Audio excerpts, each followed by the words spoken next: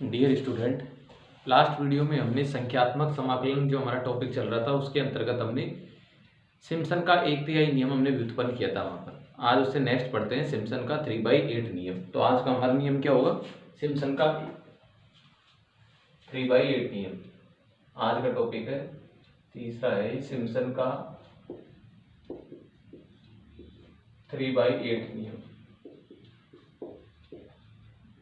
इससे पहले हमने दो नियम पढ़ लिए, एक तो ट्रेपीजोइडल और एक सिम्पसन का 1/3 रूल। यहाँ पर आज पढ़ते हैं सिम्पसन का 3/8 नियम। तो सिम्पसन के 3/8 नियम को यदि मैं लिखूं तो मेरा कैसा होता है? यहाँ पर यदि लिमिट इस तरीके से लिखूं x0 से लेकर x0 plus NH yx dx is equal to, यहाँ पर कितना होता है 3h/8।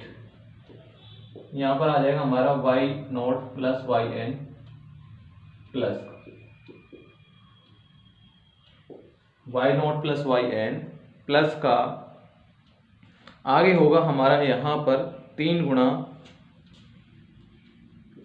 y1 plus y2 plus y4 plus y5 plus y7 इस तरीके प्लस उससे आगे हमारा क्या होगा? यहाँ पर 3 वाले में तो क्या आगे वो सारे पद जो कि 2 के मल्टीपल, वो 3 के मल्टीपल नहीं है, और 2 गुणा वो सारे पद जो कि 3 के मल्टीपल है, y3 y6 y9 इस तरीके, या yn-3। तो इस तरीके से हमारा क्या होता है? सिम्पसन का 3/8 नियम होता है।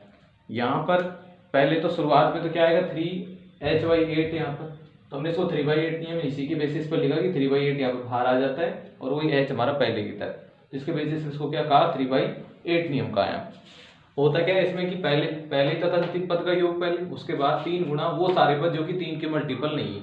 यहाँ देखो एक भी ऐसा नहीं है, y1 के बाद y2 आया, y4 आया, y3 नहीं आया, y5 आ गया, y6 नहीं आया, 7 आ गया, 8 आ गया, 9 नहीं आया यहाँ पर।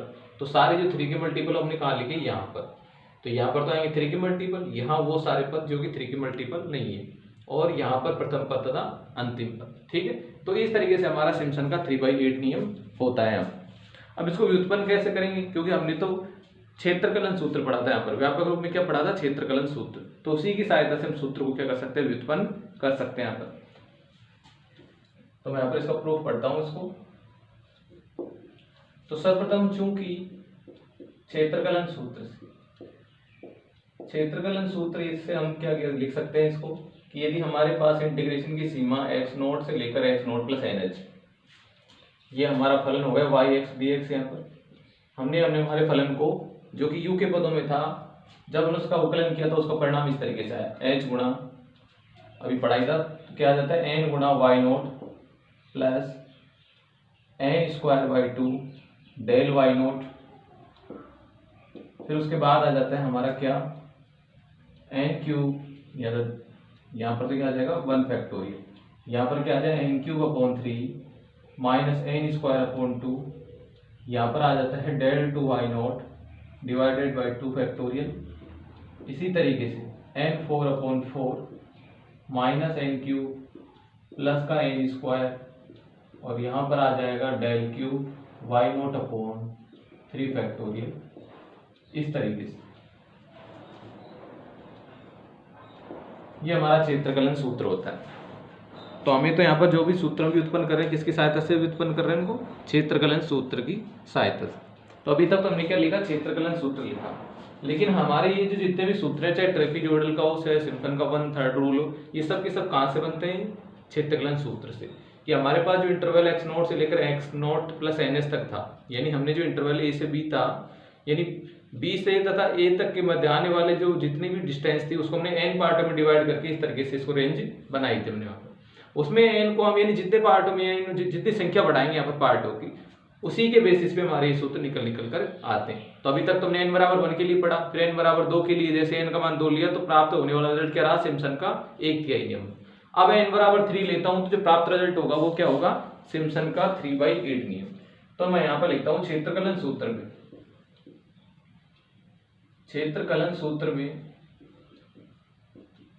n=3 लेने पर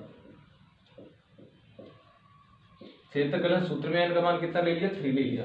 तो 3 लेने पर रिजल्ट क्या होगा, देखो यहाँ से हमारा रिजल्ट होगा x नोट से लेकर x note plus 3h yx dx। यहाँ से गए h गुणा n की वैल्यू कितनी ले ली थी 3, तो 3 के बेसिस पे 3y नोट प्लस यहाँ से कितना आ जाएगा 3 3 9 9 3 27 या 3 की पावर 2/2। यहाँ पर होगा हमारा डेल y नोट और आगे गए यहाँ पर ये कितना हो गया था 3 का स्क्वायर, क्योंकि यहाँ 3 कैंसिल कर दिया और बाकी को कहाँ लिख दिया ऊपर 3 स्क्वायर माइनस का 3 स्क्वायर बाई 2।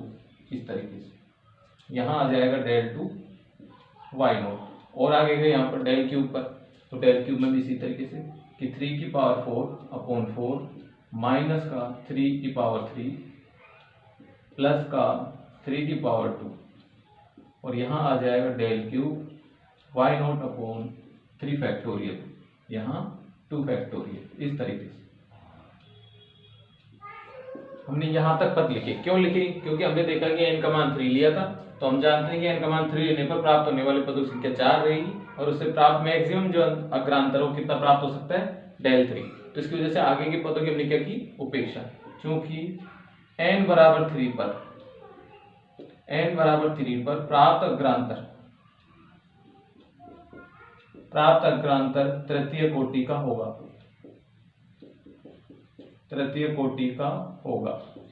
अतः उच्च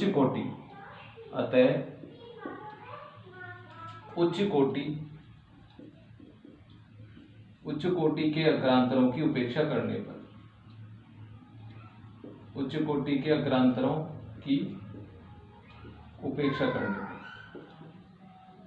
तो हायर पावर के जितने भी डेरिवेटिव उनकी हमने क्या की उपेक्षा कर दिया, यानी उनको छोड़ा तो हमें ये रिजल्ट प्राप्त हुआ। इसको सोल्व करेंगे तो सोल्व करो तो मैं यहाँ पर क्या प्राप्त हो जाएगा h, पहला पद प्राप्त हो गया 3y नोट, यहाँ से देगा 3 3 9, तो 9/2 यहाँ से इसकी वैल्यू भी लिख दी डेल y नोट को कैसे लिखते हैं y1 माइनस का y नोट, जैसे पिछले प्रश्न में किया था। इसी तरीके से यहाँ इसको खोला तो यहाँ कितना मिलेगा, देखो ये तो आ गया हमारे पास कितना 9 और यहाँ ये भी कितना था 9, लेकिन 9/2 था। इसको सोल्व किया तो यहाँ से हमें प्राप्त हो जाएगा कि 9 में से 9/2 जाएंगे तो कितने बचते हैं 9/2 हमारे पास शेष रह जाएंगे यहाँ पर, तो यहाँ पे 9/2 और डेल 2y नोट को भी खोल दिया। डेल 2y नोट को खोलने का तरीका हमारा क्या होगा, जैसे हम इस तरीके से इसको खोलते हैं कि यदि हमारे पास, चलो ऐसे देख लेते हैं यहाँ पर कि जैसे मेरे पास हो y नोट हो और यहाँ पर लगा हो डेल 2, तो इसको खोलने का तरीका क्या होगा कि 2 स्थान आगे सबसे पहले ही होगा, 2 स्थान आगे कितना हो जाएगा ये y2, फिर माइनस 2y1 और प्लस का कितना आ जाएगा y नोट। इस तरीके से हमने इसको खोल कर लिखा। तो यहाँ से इसकी जगह मैंने कैसे क्या लिख दिया y2 माइनस 2y1 प्लस का y नोट, ये हमारे पास इसकी जगह आ गया। नीचे क्या था 2, तो 2 को भी यहाँ पर इस तरीके से लिख दिया 2 फैक्टोरियल को। ये इसका रिजल्ट आया। और आगे बढ़े यहाँ पर, तो यहाँ पहला वाला तो कितना आ गया, यहाँ से मैं इसको सोल्व करूँ तो एक तो मैं क्या कर सकता हूँ, यहाँ पर इसको मैंने लिखा तो ये मेरे पास आ गया। तो इसमें से क्या मैक्सिमम कॉमन ले सकते हैं, मैक्सिमम कॉमन ले सकते हैं अपन 3 का स्क्वायर, ठीक है, ये हमने कॉमन ले लिया। तो यहाँ से तो कितना बचा 3 की पावर 2, तो 3 की पावर 2 का रिजल्ट कितना प्राप्त हो गया हमें, यहाँ पर वो रिजल्ट हमें प्राप्त हुआ 9/4। यहाँ हमारे पास रहा 3 और यहाँ हमारे पास रहा प्लस का 1, इस तरीके से। और आगे आ गया डेल क्यूब को भी खोल लिया। डेल क्यूब को कैसे खोलेंगे, डेल क्यूब को खोलने का तरीका हमारा होगा y3 माइनस का 3y2 प्लस का 3y1 और माइनस का y नोट। इस तरीके से बोलते हैं तृतीय कोटि के अग्रांतर। तो ये हमारे पास आ जाएगा y3 माइनस का 3y1 3y2 प्लस का 3y1 माइनस का y नोट, इस तरीके से। एंड डिवाइड 3 फैक्टोरियल का मतलब कितना हो गया 6, 3 गुणा 2 गुणा 1, इस तरीके से। तो हमने सारे पदों को खोलकर यहाँ पर इस तरीके से लिख लिया। अब हमें इनको सोल्व करना है, सोल्व करके परिणाम देखना है कि वास्तव में क्या परिणाम शेष रहता है यहाँ पर।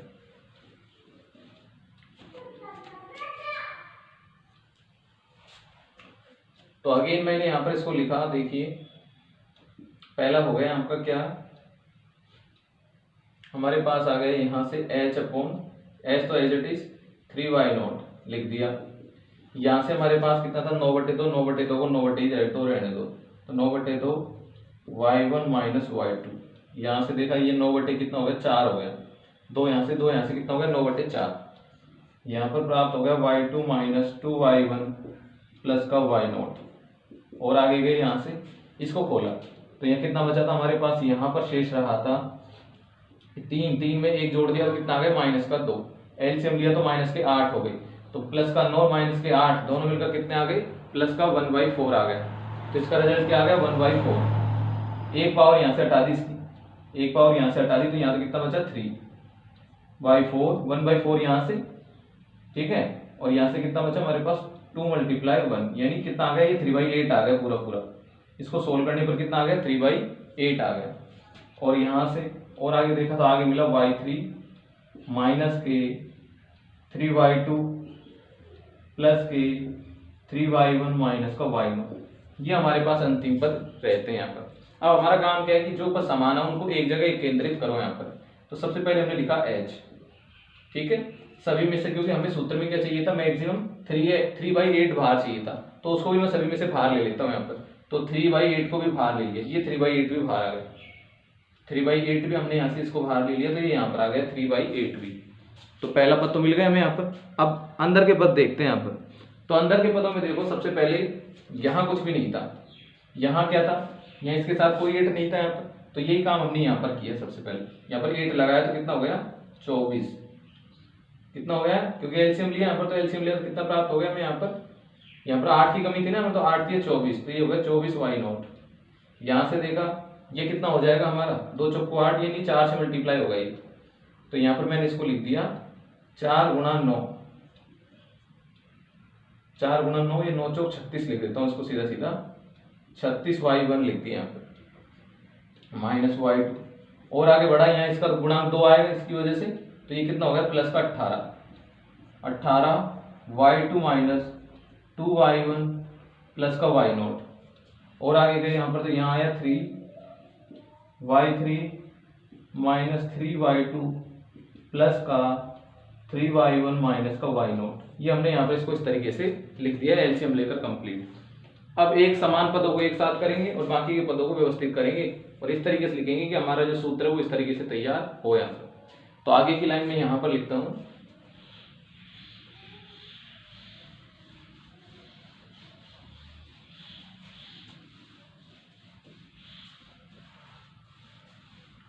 तो आगे की लाइन हमने यहाँ पर लिखी। तो हमारे पास रहा यहाँ पर 3h/8, इसको तो एज इट इज नोट कर लिया। सबसे पहले y0 और कहाँ कहाँ मिलने वाला है उन सभी को हमने एकत्रित किया। तो y0 यहाँ मिला एक, तो ठीक है, एक यहाँ पर देखा, यहाँ पर भी y0 है, एक y0 तो यहाँ मिला और एक कहाँ मिला अंतिम वाले पद में यहाँ पर 24, और यहाँ से मिला हमारे पास 18। देखो कितना मिलेगा 24 तो मिला पॉजिटिव का, और यहाँ से मिला ये किसका मिला, ये हमारे पास आ जाएगा, 1 मिनट, यहाँ देखो हमने y0 ही था, ये y0 था, यहाँ पर भी क्या है y0। तो 24 किसका मिला पॉजिटिव का, उसके बाद 36 किसका मिला नेगेटिव का, 36 नेगेटिव का आ गया यहाँ पर। उसके बाद देखा 18 फिर से पॉजिटिव का, तो 18 पॉजिटिव का हो गया यहाँ पर।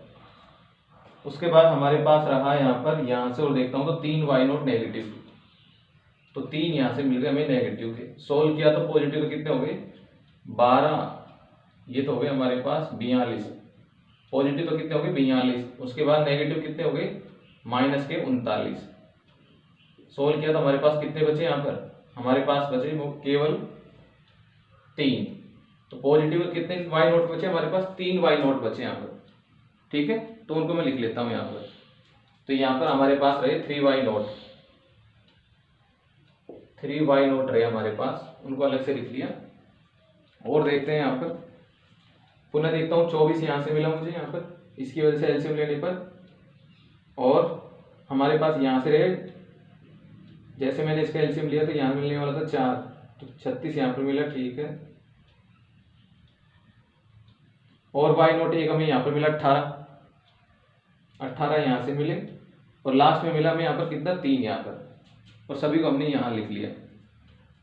एक अपने ये वाला छोड़ दिया 18 वाला, ये सभी पदों में मिल रहे हैं। एक बार तो पुनः देखते हैं यहाँ पर, सबसे पहले मिला 24, उसके बाद देखा यहाँ पर कितना मिला माइनस के 36, उसके बाद देखा यहाँ से मिले प्लस के 18, उसके बाद देखा यहाँ से कितने मिले माइनस के 3। तो फिर तो सही है यहाँ पर। ये तो कितना हो गया हमारे पास हो गए 12, ये तो हो गई 42 और यहाँ हो गई 39, बिल्कुल सही है। वही पहले की तरह कितना मिल रहा है यहाँ पर हमें मिले 3 यहाँ पर। तो 3 वाई नोट मिल गए, उनको मैंने लिख दिया यहाँ पर 3 वाई नोट। तो 3 वाई नोट आ गए। उसके बाद y1 पे आ जाओ, कितने y1 मिलने वाले। उसके बाद y1 पे आते हैं, कितने y1 हमें और प्राप्त हुए यहाँ पर। तो y1 देखिए 36 यहाँ से,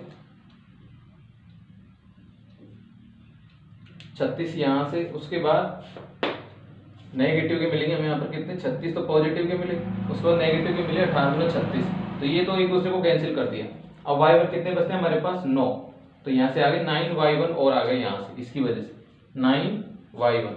तो नेक्स्ट को लिख दिया मैंने 9y1, 9y1, उनको मैंने यहाँ लिख दिया, चाहे यही नोट कर सकता हूँ 3y नोट प्लस 9y1। उसके बाद आ जाओ y2 पर।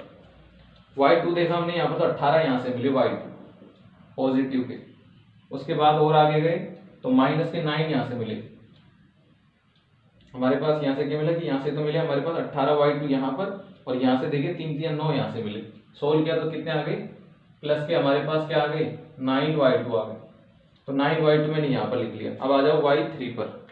y3 का हमारे पास सिर्फ एक ही पद मिल रहा है, वो भी कितना 3y3। तो यहाँ से मैंने लिख दिया 3 गुणा y3। इस तरीके से हमें पद मिले यहाँ पर। जो हमें पदों की संख्या है वो इस तरीके से प्राप्त हुई यहाँ पर। कि सबसे पहले 3y नोट मिले, उसके बाद क्या हुआ 9 मल्टीप्लाई y1 प्लस y2 मिला, उसके बाद 3 मल्टीप्लाई y3 मिला। ये हो गया हमारा पहला पद। इसी तरीके से हम आगे के पद भी निकाल सकते हैं। यहाँ पे इसको देता हूँ समीकरण नंबर 1। इसी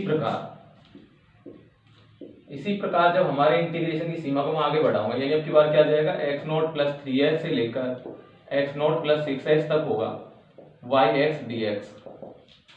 इसी तरीके से क्या होगा अब की बार, पिछली बार तो हमने कहां से ले लिया था कि x नोट से लेकर x नोट प्लस 3h तक, अब की बार उसको कहां बढ़ा दिया 3h से 6h तक।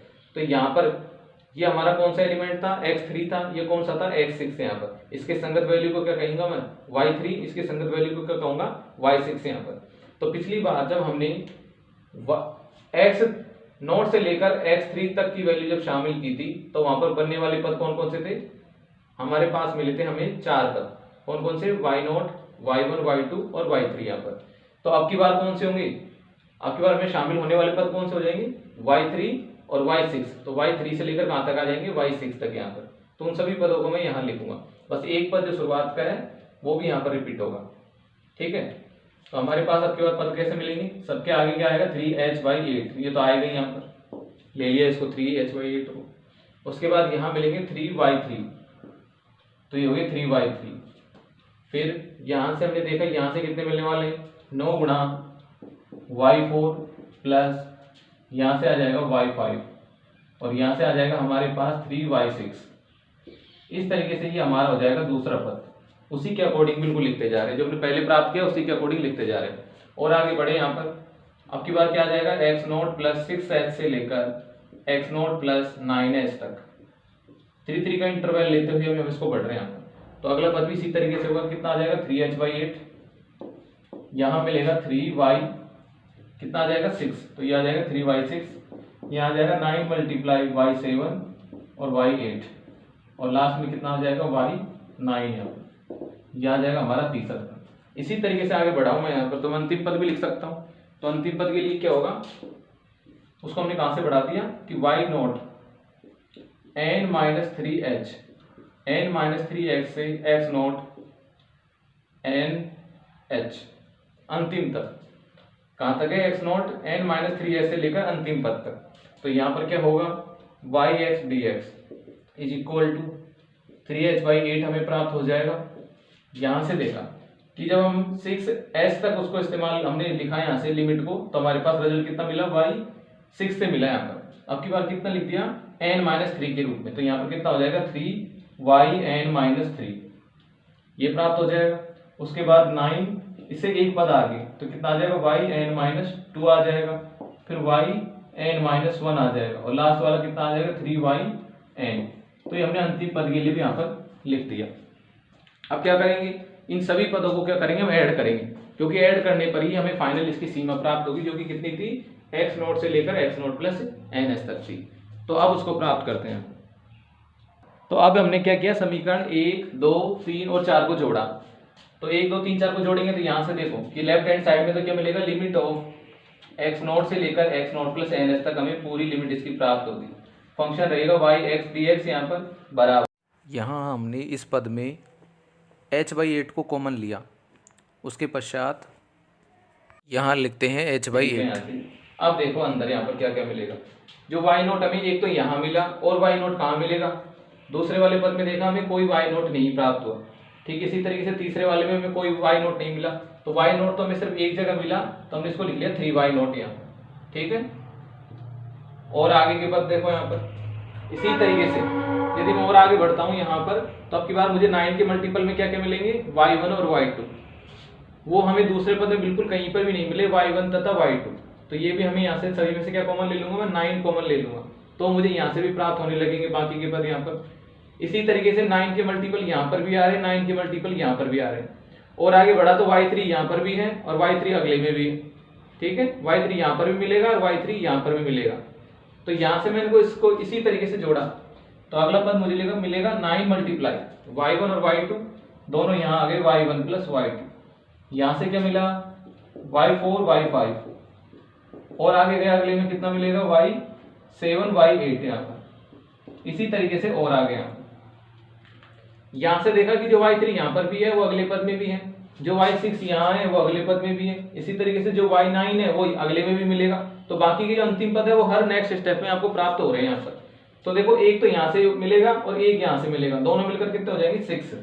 तो नेक्स्ट को हमने क्या लिख दिया 6y3 यहाँ पर, 6y3 हमने यहाँ पर लिख दिया। इसी तरीके से और उसको आगे बढ़ाऊंगा यहाँ पर, तो इसी तरीके से क्या मिलेगा, 6 आपको मिलेगा y6 मिलेगा, फिर 6 आपको y9 मिलेगा। इसी तरीके से आगे के पद आपको क्या मिलेंगे 6yn-3। अब जो अंतिम पद है इसके लिए हमारे पास और कोई विकल्प नहीं है, इसको हम किसके साथ जोड़े यहाँ पर, अंतिम पद के लिए हमारे पास कोई विकल्प नहीं है। तो इसके लिए हमने क्या लिखा है, यहाँ पर हमारे पास जो रिजल्ट होगा वो क्या होगा, ये वाला कि यहाँ पर जो हम सभी को 6 का जो मल्टीपल लिख रहे थे वो यहाँ पर कितना मिलेगा 3 का अंतिम वाला। तो 3 के मल्टीपल सारे कहाँ आ रहे हैं यहाँ पर, तो इसको मैंने कहाँ लिख लिया, इसके साथ लिख लिया yn के साथ यहाँ पर। ठीक है, तो ये हमारे पास सारे पद ही फिनिश हो गए यहाँ पर ऐसा करने पर। तो इस तरीके से हमें ये रिजल्ट प्राप्त होता है यहाँ पर। अब ऊपर से अभी भी क्या कॉमन लिया जा सकता है 3। एक गड़बड़ हमने यहाँ कर दी कि जो 3 था ये हमारे पास ऑलरेडी नहीं मिलेगा, क्योंकि हमने इसका 8 का एलसीएम लिया था यहाँ पर, जो एलसीएम लिया था वो 8 का लिया था, तो ये पद हमें h/8 के रूप में मिलने वाला था यहाँ पर। ठीक है, यहाँ से भी ये भी नहीं आएगा यहाँ पर। तो अब हम यहाँ पर सभी में से क्या कॉमन ले सकते हैं, क्योंकि 3 यहाँ पर अभी भी कॉमन आ सकता है, तो अब मैं कॉमन लूंगा यहाँ से 3। तो 3 यहाँ आ जाएगा 3h/8, और यहाँ से जो रिजल्ट होंगे वो क्या हो जाएंगे y0 प्लस yn। अगला यहाँ से हो जाएगा कितना 3y1 plus y2 plus y4 y5। इसी तरीके से कितना आ जाएगा y8, जो भी आपके आगे के पद है वो। यहाँ से हमने 3 कॉमन लिया, यहाँ बच गया 2, यहाँ मिलेगा y3 y6 y9 एवं yn-3। तो बाकी के जो भी पद थे सभी को हमने यहाँ लिख लिया, सभी में से 3 कॉमन आ रहा था, 3 को कॉमन लिया, उसको कहाँ लगा दिया इसके साथ। और यही आपका रिजल्ट किसका है, सिम्पसन का 3/8 नियम है यहाँ पर, जो कि सिम्पसन का 3/8 नियम है यहाँ पर। और यही हमको व्युत्पन्न करना था यहाँ पर, जो कि सिम्पसन का 3/8 नियम है, जिसे आपको व्युत्पन्न करना था यहाँ पर किसके द्वारा, क्षेत्रकलन सूत्र की सहायता से यहाँ पर।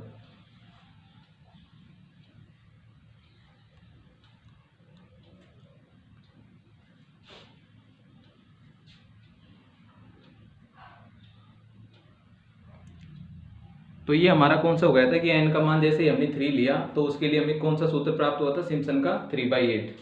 तो दोबारा फिर से देख लीजिए, सिम्पसन का 3/8h। तो ये 3/8 की वजह से इसको क्या कहते हैं, सिम्पसन का 3/8 नियम कहते हैं यहाँ पर।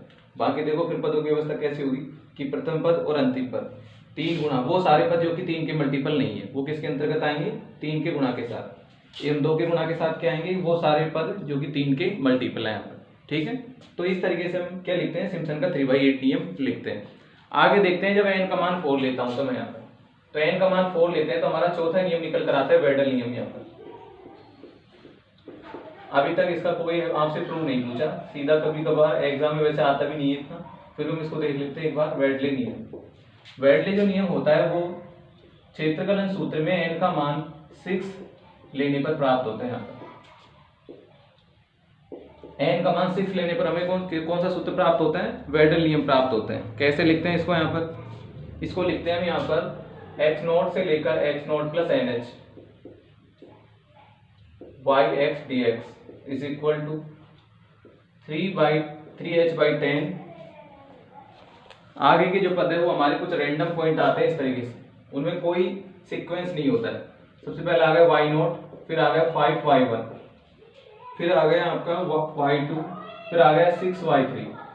इन पदों में कोई आपके पास सीक्वेंस नहीं होता, ये सब रैंडम पॉइंट है यहाँ पर। इसी तरीके से 6y3, उसके बाद आ जाएगा y4, फिर आ जाएगा आपका 5y5, फिर होगा 2y6, 5y7 प्लस y8, इस तरह। तो इस नियम में क्या होता है, कोई पदों की व्यवस्था ऐसी कोई विशेष अरेंजमेंट के तौर पर नहीं है, कोई भी पद कहीं पर भी इसमें आता है। यहाँ पर जैसे सबसे पहले y0 आ गया यहाँ पर, तो y0 के साथ ऐसा कोई पद नहीं जिसको मैं अटैच कर सके। जैसे मैं y2 को अटैच करता हूँ यहाँ पर, तो y0 था तो y2 तो होता है, फिर y4, चलो ये भी ठीक है। लेकिन देखो आगे फिर y6 के साथ क्या आ गया, 2 आ गया। तो इस नियम में ऐसे पदों का कोई सीक्वेंस नहीं बनता यहाँ पर। ये सूत्र को जैसे हमने लास्ट सूत्र को लिखा था कि इसमें 3 के साथ वो पद आते हैं जो कि 3 के मल्टीपल नहीं है, 2 के साथ वो सारे पद आएंगे जो कि 3 के मल्टीपल है, और प्रथम तथा अंतिम पद शुरुआत में यहाँ पर हमें प्राप्त हो रहे हैं। लेकिन इसमें ऐसा कुछ भी नहीं है, यहाँ पर जो पद है किसी भी ऑर्डर में आ रहे हैं यहाँ पर, जिनका हम कोई अरेंजमेंट नहीं लिख सकते। तो इस सूत्र को याद करने के लिए इसको इसी तरीके से याद करना पड़ेगा कि y0, उसके बाद 5y1, फिर y2, फिर 6y3 यहाँ पर। तो ये आपका कौन सा होता है, वेडल नियम होता है यहाँ पर। तो इस तरीके से हमने क्या लिखा कि n का मान 1 लिखा, n का मान 2 लिखा, n का मान 3 लिखा और n का मान 6। तो इसके लिए 4 सूत्र प्राप्त किए हमने यहाँ पर। पहला जो सूत्र था वो ट्रेपीजोइडल कहलाया, दूसरा सिम्पसन का 1/3 नियम, फिर 3/8 नियम, और लास्ट वाला क्या कहलाया, वेडल नियम आपका ये कहा गया है यहाँ पर। ठीक है, अब इसी तरीके से आपका नेक्स्ट जो फॉर्मूला है वो है आपका न्यूटन कोट सूत्र। यहाँ पर उसका डेरिवेशन भी आपको एग्जाम में पूछा जाता है बार बार, वहां पर उसको भी देखते हैं। न्यूटन कोट सूत्र, ये जितने भी हम जो अभी तक फॉर्मूले पढ़ रहे हैं वो सबके सब समान अंतराल के लिए है। यहाँ पर ये जितने भी अभी तक अपने फॉर्मूले पढ़े हैं सबके सब किसके लिए हैं, समान अंतराल के लिए।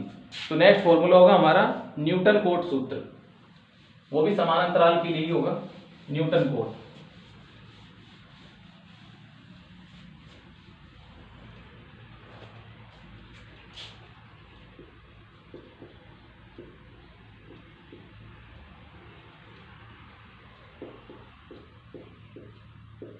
न्यूटन कोट सूत्र, कोट सूत्र का जो मूल रूप है वो कैसे लिखा जाता है, इस तरीके से लिखा जाता है x0 से लेकर x0 plus nh yx dx। ये तो हमारे पास इंटीग्रेशन वो हो गया जो कि आपको क्वेश्चन में दिया गया होगा। यहाँ इस सूत्र को कैसे लिखा जाता है, इसको लिखा जाता है समेशन ऑफ i बराबर 0 to n लैम्डा i, और यहाँ पर आ जाता है yi। इसको प्रसारित करके मैं लिखूँ तो कैसे लिखूंगा, इसको मैं lambda note y0 plus lambda 1 y1 plus lambda 2 y2, इसी तरीके से लैम्डा n yn। यहाँ पर जो आपको लैम्डा दिखाई दे रहे हैं ये सबके सब क्या कहलाती है, कोट संख्या है। जहाँ जो लैम्डा आपको दिखाई दे रहे हैं यहाँ पर लैम्डा i, जहाँ पर i की वैल्यू 0 से लेकर n तक है, ये सबके सब क्या कहलाती है, कोट संख्याएं कहलाती है। इन्हीं के बेसिस पर हम सूत्र को क्या कहते हैं, न्यूटन कोट सूत्र।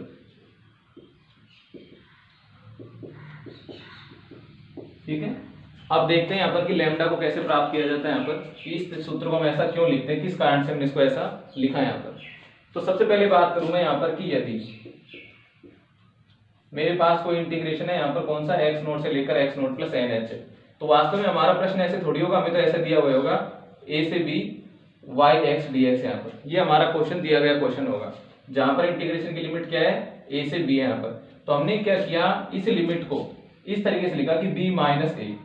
अब ये हमारी क्या हो गई, रेंज हो गई यहाँ पर कि समाकलन का क्या होगा, ये परास हो गया यहाँ पर। अब परास को हम कितने पार्टों में डिवाइड करें, जितने पार्टों में डिवाइड करेंगे उसी के बेसिस पर ये जो फलन y है उन पॉइंट पर अपनी वैल्यू देगा।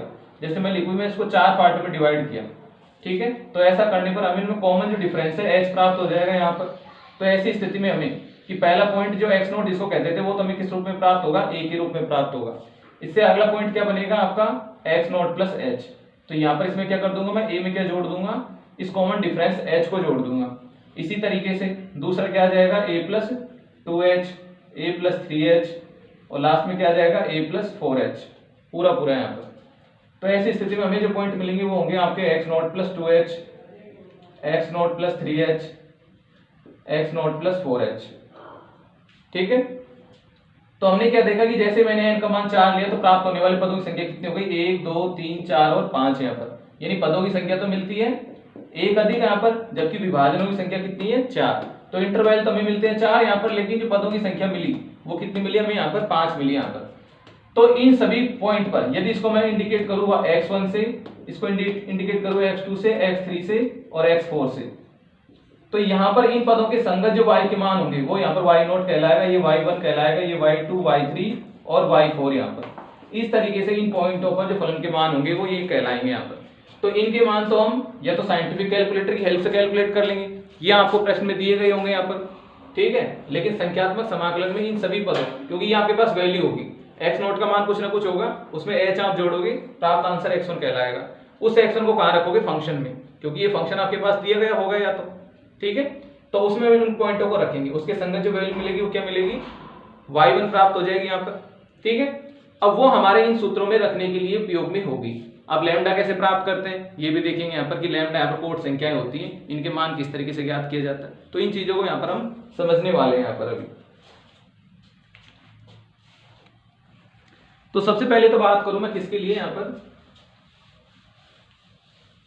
कि ये सूत्र में लैम्डा क्या होता है, किस तरीके से इसको लिखा जाता है यहाँ पर। तो मैंने लिखा, यदि किसी फलन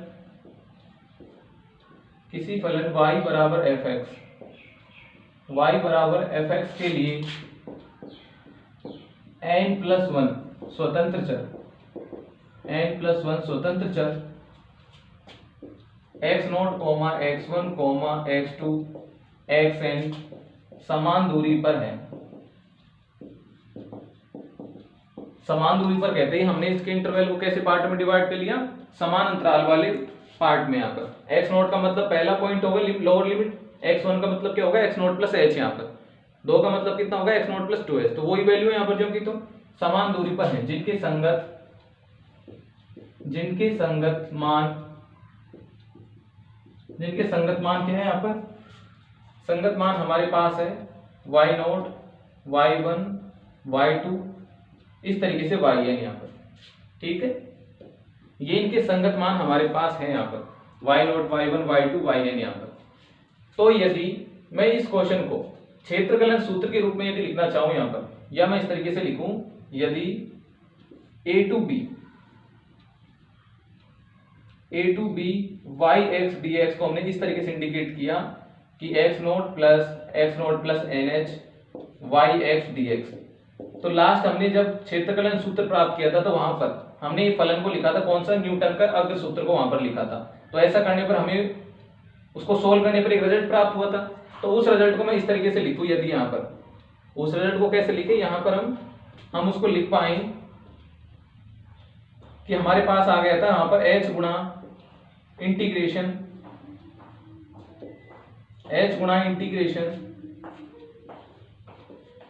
x0 से लेकर x0 प्लस nh।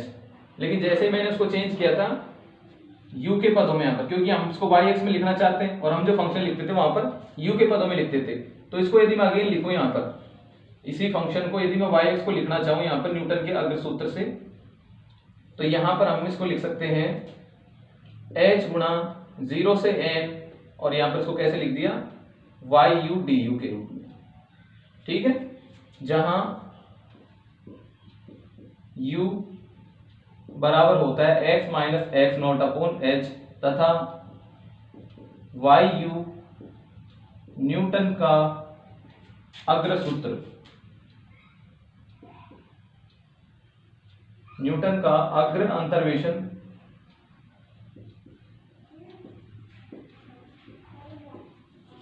कि यहां पर हमारा जो y एक्स है इसको हमने कैसे फलन के रूप में लिखा, YU के रूप में लिखा।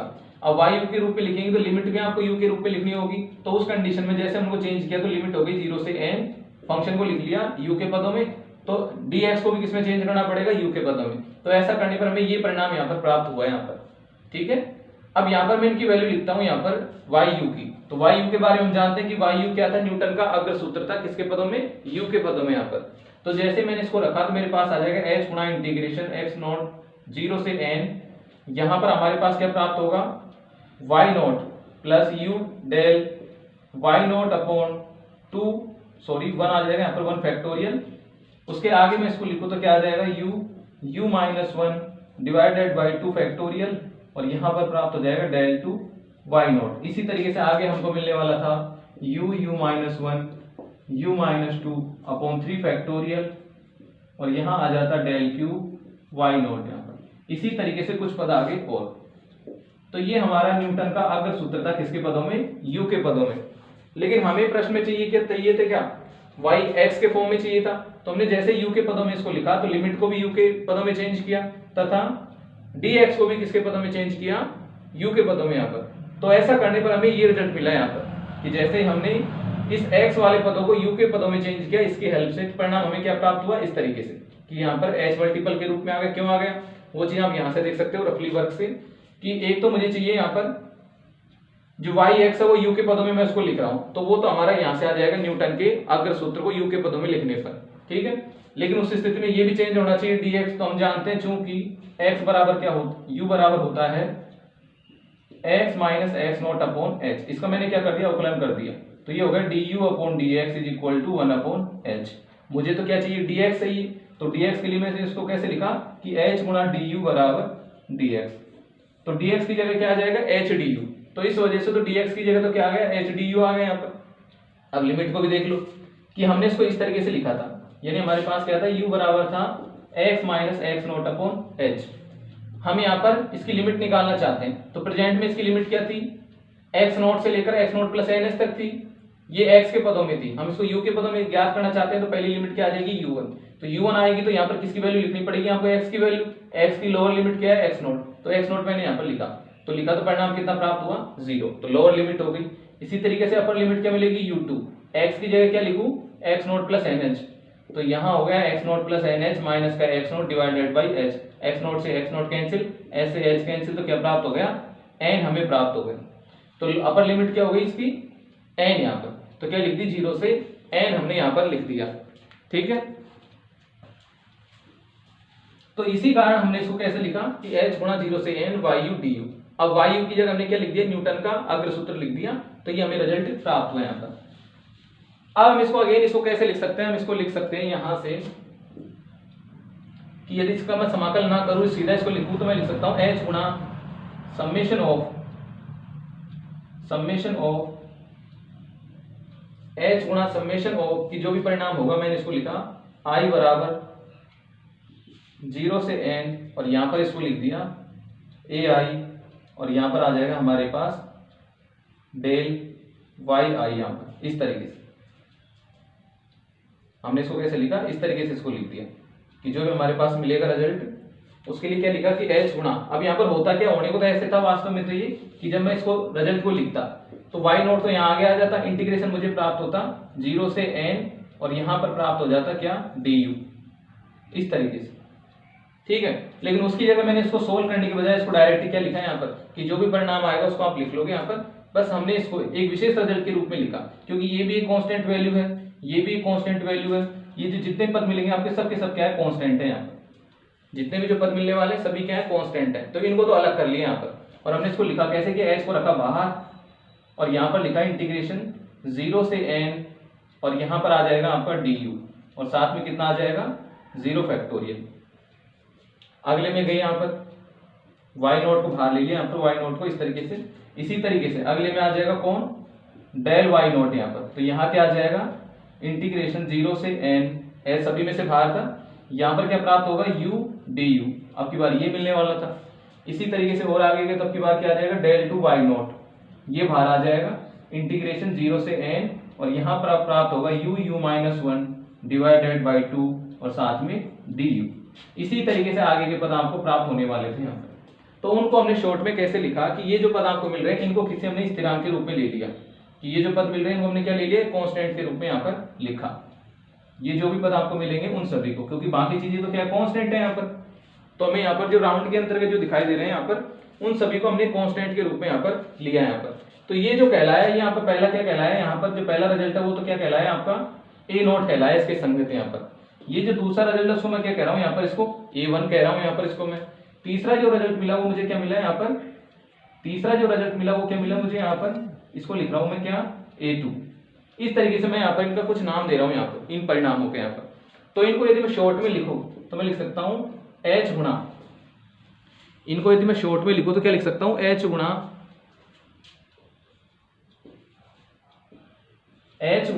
समेशन ऑफ I का मान कहां से आ गया, 0 से कहां तक आ गया, n तक। I का मान कहां से ले लिया हमने, इसको मैं क्या कह रहा था, A नोट कह रहा था। तो I का मान 0 से लेकर कहां तक ले लिया, n तक। अब देखो पहला मुझे क्या मिलना चाहिए, ये गुणांक मिलना चाहिए, तो मैंने इसको क्या लिखा, A नोट लिख दिया इसको यहाँ पर, ठीक है। और साथ में क्या आ जाएगा, डेल वाई नोट, और इसकी पावर कितनी लगा दी यहाँ पर, इसकी पावर कितनी लगा दी, I लगा दी यहाँ पर।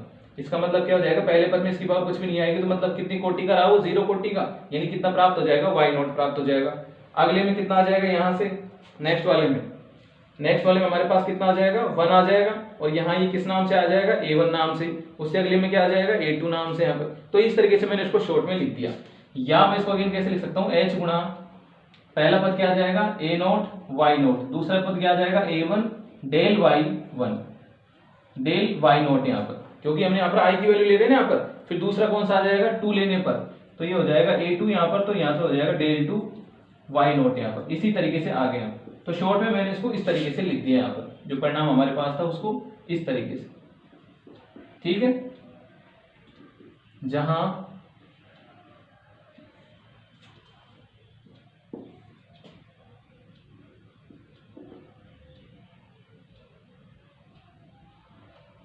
ठीक है, जहां पर हमने जो A नोट A1 इनके मान ज्ञात किए, उनका मतलब क्या होता है, इस तरीके से हम इसको लिख रहे हैं। मैं इसको अगेन लिख सकता हूं, जहां जो हमने AI यूज में लिया है यहाँ पर, ये AI है यहाँ पर, AI, क्योंकि इसी पे तो लगेगी यहाँ पर I की जो समेशन की सीमा है वहां पर।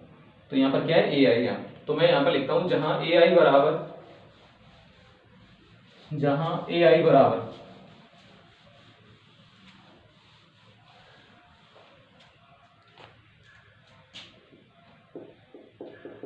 AI बराबर होता है क्या, इंटीग्रेशन, यहाँ पे लिखता हूं कि 1 अपॉन जो भी आएगा वो I फैक्टोरियल के रूप में आएगा। तो 1 अपॉन I फैक्टोरियल इंटीग्रेशन 0 से n, ये आ जाएगा u की पावर n, ये u की पावर I du। इस तरीके से हमने इसको इस तरीके से लिखा कि जो भी, जैसे आपको 0 वाला प्राप्त करना है तो यहाँ पर क्या लिखो, आप A नोट लिखो, क्योंकि पहला पद चाहिए ना A नोट यहाँ पर। तो I की वैल्यू कितनी लिखो, 1, तो यहाँ आ जाएगा 0 फैक्टोरियल, लिमिट आ जाएगी 0 से n, और यहाँ पर क्या आ जाएगा, u की पावर 0। जहां जो हमने इस तरीके से लिखा है इसको बोलते हैं क्रम गुणित फलन। जहां u की पावर जो I है इस तरीके से, इसको क्या बोलते हैं, क्रम गुणित फलन बोलते हैं इसको, फैक्टोरियल फंक्शन, क्रम गुणित फलन खोलते कैसे इसको, कि जैसे u की पावर n है, यहाँ पर क्या है, u की पावर n है, तो इसको खोलेंगे कैसे, u गुणा u माइनस 1 गुणा u माइनस 2, इस तरीके से लास्ट में जाके कहां से, u माइनस n माइनस 1, कि u में से एक घटाते हुए अंतिम पद आपका इस तरीके से होगा। एग्जाम्पल के तौर पर देखिए, जैसे आपका u2 आ जाए यहाँ पर, तो कैसे खोलेंगे इसको खोलेंगे u माइनस 1, u3 आ जाए यहाँ पर, तो कैसे खोलेंगे इसको, u माइनस 1 u माइनस 2, इस तरीके से। तो ये हमारा क्या है, क्रम गुणित फलन, जिसको क्या बोलते हैं, फैक्टोरियल फंक्शन बोलते हैं, वो यहाँ पर है यहाँ पर। तो ये हमारे पास जितने भी जो कांस्टेंट है उनको मैं कैसे लिख रहा हूँ, इंटीग्रेशन के रूप पर AI 1 upon I factorial, limit 0 से n, you I D you यहाँ पर, ठीक है। अब देखते हैं आगे। तो यहाँ पर जो सारे के सारे यहाँ पे ए आई है, इनके मान तो आप ज्ञात किस सूत्र से कर सकते हो, इस सूत्र से यहाँ पर। और हमारे पास जो आगे क्या लिखे थे यहाँ पर, ये जितने भी जो डेल थे इनके मान भी हम लिख सकते हैं यहाँ पर। तथा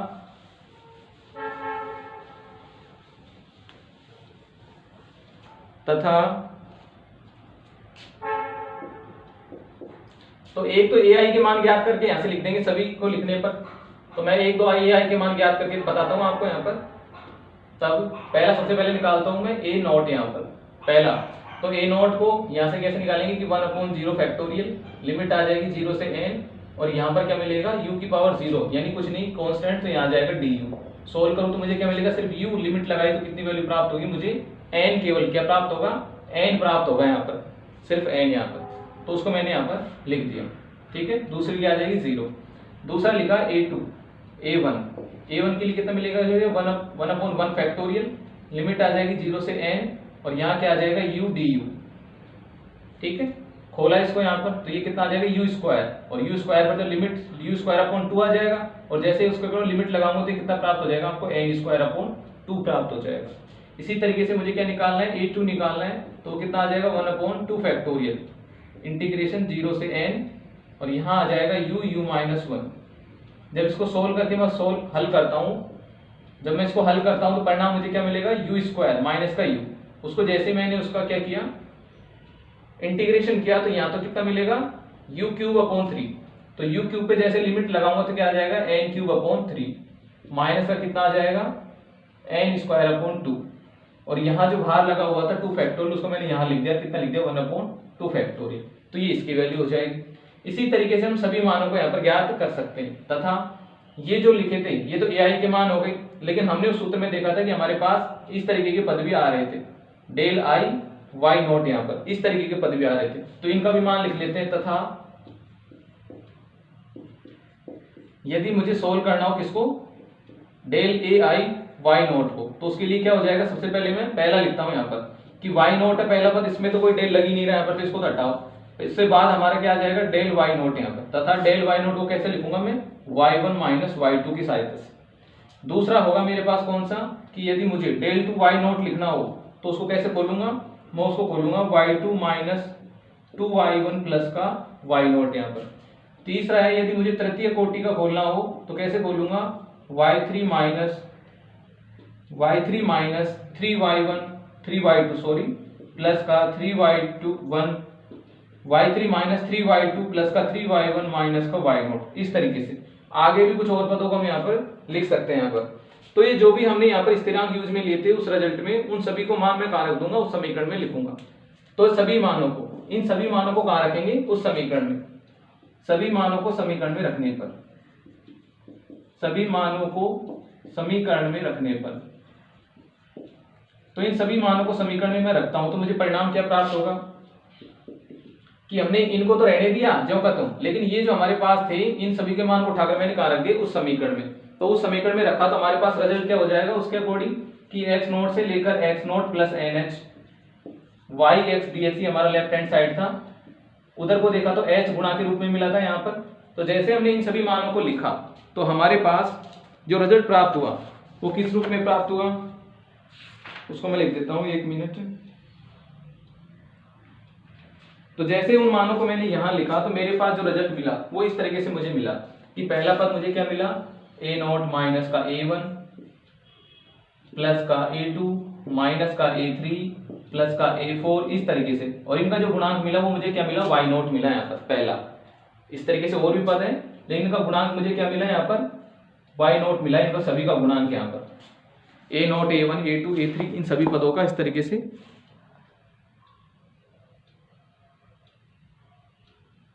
तो यहाँ पर हमने क्या किया, इन सभी मानों को जो कि हमारे पास जो हमने डेल्टाओं के जो मान लिखे थे उन मानों को लिखा, वहां पर उन मानों को लिखा, जितने भी जो y not y1 y2 y3 जो हमें प्राप्त होने वाले थे उन सभी को एक साथ लिखा।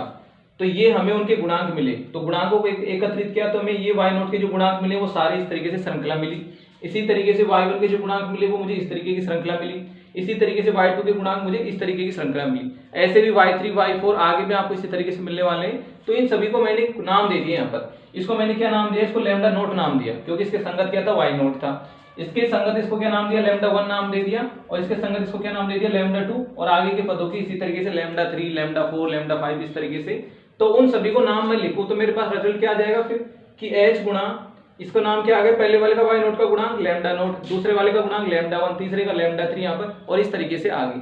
अगेन मैं इसको समेशन के तौर पे लिखूं तो क्या लिखूं, i बराबर 0 से लेकर n लैम्डा i yi, जहां पर जो लैम्डा i आपको दिखाई दे रहे हैं सबके सब क्या है, ये कोट संख्या है यहाँ पर। अब ये हमने किसकी जगह लिखे यहाँ पर कि लैम्डा नोट किसकी जगह लिखा था कि a note minus a1 plus a2 इस तरीके से जो था उसकी जगह हमने क्या लिखा था, लैम्डा नोट लिखा था यहाँ पर इसकी जगह। दूसरा लैम्डा 1 किसकी जगह लिखा गया है, यानी ये जो इस तरीके की हमें श्रृंखला प्राप्त हो रही थी उसकी जगह हमने क्या लिखा, लैम्डा 1 लिखा। इसी तरीके से लैम्डा 2 किसकी जगह लिखा, इसकी जगह लिखा यहाँ पर। आगे भी लैम्डा 3, लैम्डा 4, लैम्डा 5, तो हमने इसको ऊपर लिख ही दिया कि सबके सब क्या कहलाते हैं, i का मान लिखते जाओ और वो सबके सब क्या कहलाएगी, आपकी कोट संख्याएं कहलाएगी। तो एक तरीका तो ये है कि जब हम इनको प्रश्नों को हल करेंगे तो एक तरीका तो ये है कि मैं a को ज्ञात करूं इस तरीके से उस सूत्र के माध्यम से, उन सभी को यहाँ लिखूं और फिर इनको कैलकुलेट करूं और तब जाके मैं क्या प्राप्त करूं, लैम्डा नॉट। एक तरीका तो ये है। दूसरा तरीका हमारे पास और है कि इन कोट संख्याओं को ज्ञात करने के लिए हम इस सूत्र को भी यूज में लेते हैं, जहां पर यदि आपको लैम्डा नॉट प्राप्त करना है तो i की वैल्यू कितनी लिख दो, नॉट, उसी के अकॉर्डिंग इसको सोल्व करते जाओ, क्या प्राप्त करो, लैम्डा नॉट की वैल्यू प्राप्त करो। लेकिन फिर भी एक वैल्यू और बचती है n यहाँ पर, तो जब तक n नहीं लिख पाएंगे तब तक कंप्लीट इसको भी लैम्डा नॉट को हम ज्ञात नहीं कर पाएंगे यहाँ पर।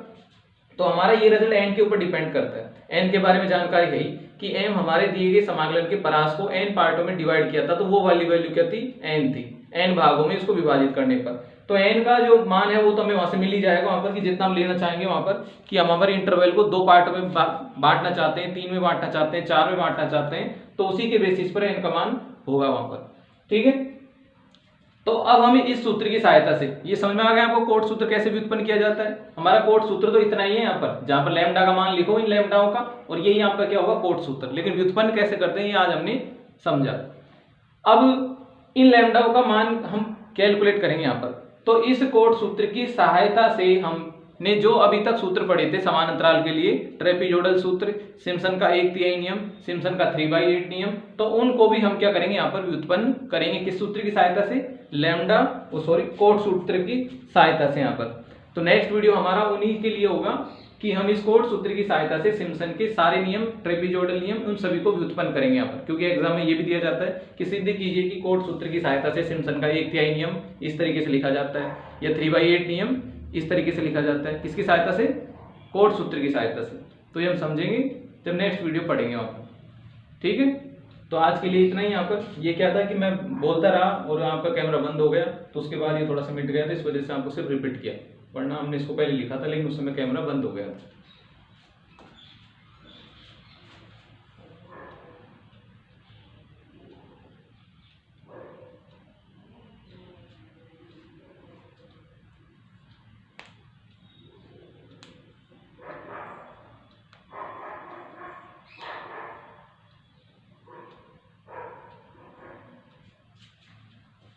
ये हमारा इसी का पार्ट है, ये ऊपर वाले का, ये वाला था जो ऊपर हमने लिखा है ना, इसी का पार्ट है ये। तो बाकी ये जो पद है वो नीचे से आप ऊपर गए तो उसका है यहाँ पर। तो यहाँ जाके हमारा जो रिजल्ट है एंड होता है, यहाँ जाके कोट संख्याएं इस सूत्र के माध्यम से आसानी से प्राप्त की जा सकती है। यानी आपको ये सब याद करने की कोई जरूरत नहीं है, सीधा आप ये सूत्र अप्लाई करो और सीधी वैल्यू कैलकुलेट कर सकते हो। बस आपके पास n की वैल्यू वहां पर होनी चाहिए। तो n हमारे प्रश्न से पता लग ही जाएगा कि हम उसे कितने उप अंतरालों में बांट कर उसको सोल्व करेंगे। ठीक है।